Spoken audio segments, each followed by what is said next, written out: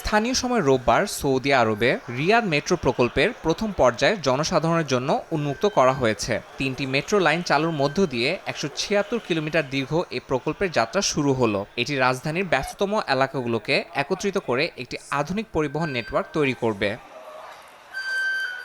পুরো মেট্রো প্রকল্পে 6টি লাইন ও 85টি স্টেশন রয়েছে।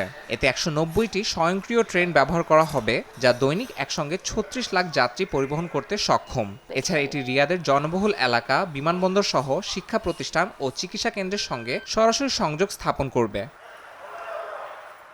এই মেট্রো চালুর মাধ্যমে রিয়াদ শহরের দীর্ঘদিনের যানজট সমস্যার সমাধান হবে বলে আশা করা হচ্ছে।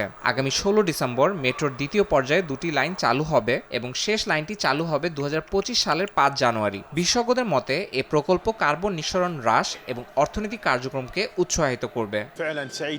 আমি সত্যিই খুব খুশি যে এই প্রকল্পটি অবশেষে বাস্তবায়িত হয়েছে। রিয়াদের মতো বড় শহর যেখানে যানজট লেগেই থাকে, সেখানে এই মেট্রো প্রকল্প শহরের সৌন্দর্য আরো বাড়িয়ে তুলছে। যদিও এটি বাস্তবায়নে শত শত কোটি ডলার ব্যয় হয়েছে, আমি মনে করি এই অসাধারণ সাফল্যের জন্য এই খরচ একদম সঠিক সিদ্ধান্ত ছিল। 2030 সালের বিশ্ব এক্সপো এবং 2034 সালের ফিফা বিশ্বকাপ আয়োজনের প্রস্তুতিতেও এই মেট্রো প্রকল্প গুরুত্বপূর্ণ ভূমিকা রাখবে বলে অনেকে আশা করছেন। ইয়াসিন মোহাম্মদ জিসান, সময় সংবাদ।